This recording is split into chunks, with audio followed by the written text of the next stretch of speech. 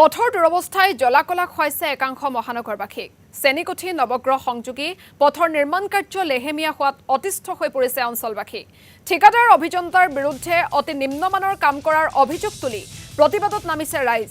পথৰ দুৰৱস্থাৰ বাবে ঘৰৰ পৰা ওলাব নোৱাৰা অৱস্থা হৈছে অঞ্চলবাসীৰ। আমি পৰিৱেশ দৰ্শকসকলক দেখুৱাইছো আৰু এই সন্দৰ্ভত আমাক এই মুহূৰ্তত সবিশেষ জনাব আমাৰ সাংবাদিক নাৰায়ণ শইকীয়াই। মহানগৰীৰ একাংশ পথৰ যি দুৰৱস্থা, এই দুৰৱস্থাই আচলতে জ্বলা-কোলা খুৱাইছে মহানগৰবাসীক।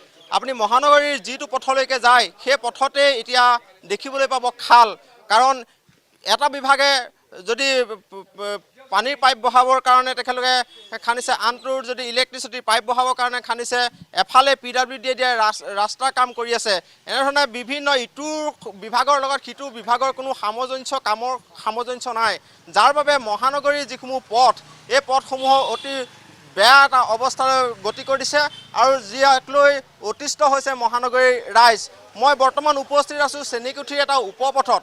চেনিকুঠিৰ পৰা নৱগ্ৰহলৈ যিটো পথ, এই পথটো ইতিমধ্যে দেখিবলৈ পাব। আচলতে এই পথটো দীৰ্ঘদিন ধৰি এনেধৰণে আছে।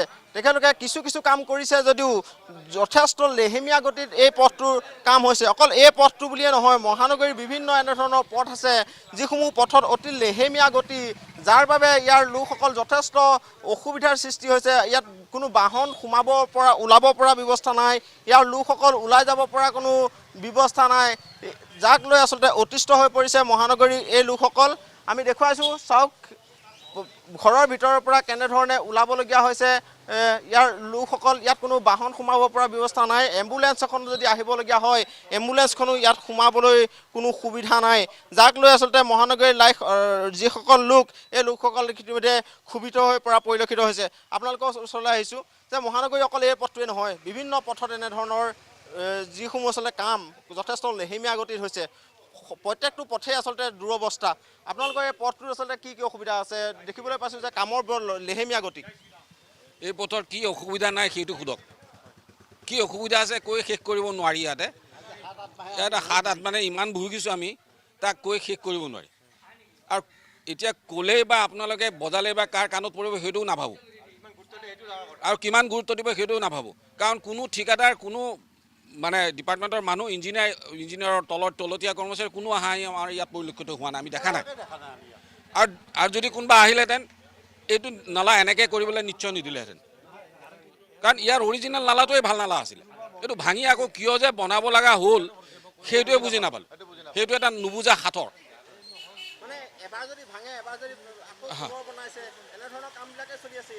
সেইটোৱে মানে কি, এইটো ক'বলৈ আচলতে ভাল নালাগে। আৰু কি ক'ম, কিয় বা কৰি আছে, এইটো কাৰ মুনাফা হৈছে এইটো নাজানো।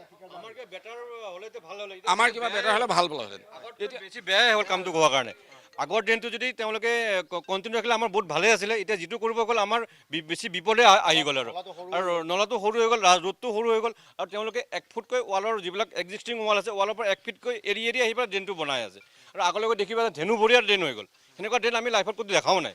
আমি নৰ্মেল মানুহ হিচাপে সেনেকুৱা কোনো ইঞ্জিনিয়াৰিঙো দেখা নাই। তেওঁলোকে কৈ ইঞ্জিনিয়াৰে কোৱা কাৰণে কৰিছোঁ, মানে সেইটোৱে বুজিম। আৰু আমি সেইটোৱে বুজিব লাগিব। কোনো কামত হেৰি হোৱা নাই।